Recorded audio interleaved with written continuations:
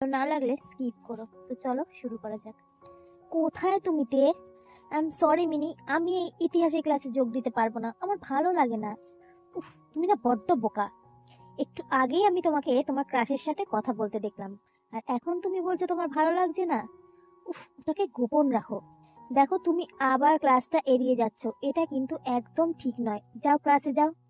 আজ আমার রিপোর্ট করার কথা ছিল, আমার এসব তৈরিই করা হয়নি। তুমি কি বন্ধু, আমাদের শিক্ষক এটা প্রস্তুত করার জন্য তোমাকে 1 সপ্তাহ সময় দিয়েছিল, আর তুমি বলছো এটা এখনো প্রস্তুত হয়নি। ও মাই গড। শোনো না, আমি ইতিহাসকে বড্ড বেশি ঘৃণা করি, বড্ড বিরক্তিকর লাগে। আমার তো ফ্যাশন ডিজাইনার হওয়ার শখ, সেটা নিয়ে আমি পড়াশোনা করছি। ইতিহাসবিদ হওয়ার কোনো শখ আমার নয়। আমি কি আমার ডিজাইন তৈরি করার জন্য এসব ইতিহাসের ব্যবহার করব? কখনো না।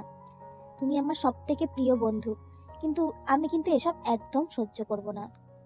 তুমি এই কাজটা অনেকবার করেছো, আর এটা যথেষ্ট ছিল। জিমিন প্লিজ না।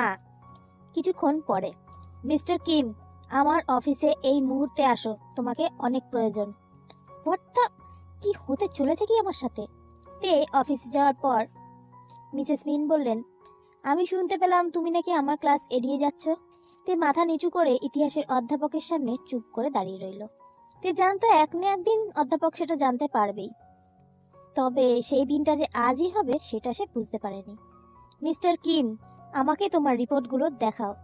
আ- আমি না আসলে ক্লাসটা এড়িয়ে চলেছি, কারণ আমার রিপোর্টগুলো আমার কাছে নেই, সেগুলো আমি বাড়িতেই ফেলে এসেছি। তাই নাকি? তুমি সত্যিই সেটা বাড়িতে রেখে এসেছো, না সেটা প্রস্তুতি করনি? তে নিচের দিকে তাকিয়ে রইল, সে বড্ড অস্বস্তি বোধ করছিল।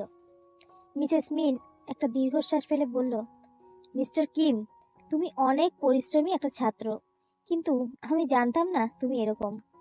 রুমের ভিতরে কিছুক্ষণ নীরবতা রাজত্ব করলো। তে অনেক নার্ভাস বোধ করছিল, কারণ সে জানে না এরপর কি হতে চলেছে। দেখো, তোমাকে আমি একটা বিশেষ অ্যাসাইনমেন্ট দেব। তে মনে মনে ভাবে, উফ, সব শাস্তির জন্য কেন অ্যাসাইনমেন্টই থাকে। আমি চাই তুমি ক্যাপ্টেন জিয়ন সম্পর্কে গবেষণা করো, তার সাথে সত্যিকার অর্থে কি হয়েছিল, আর তাকে কেন আমাদের জাতীয় বীর ঘোষণা করা হয়েছিল সেই সম্পর্কে তুমি গবেষণা করবে। তোমাকে আমি 1 মাস সময় দিচ্ছি। ক্যাপ্টেন জিয়নের সম্পর্কে ইতিহাসবিদরাও ঠিকমতো জানতো না, আমি কিভাবে? আমার একটা রিপোর্ট দরকার, আর এটাই তোমার শাস্তি। এখন তুমি যেতে পারো। তে বাইরে গিয়ে দেখলো জিমিন দেয়ালের সাথে হেলান দিয়ে দাঁড়িয়ে আছে, হয়তো সে সবটাই শুনেছে। তে, এটা তুমি করেছো তাই না? জিমিন চুপ করে দাঁড়িয়ে রইল।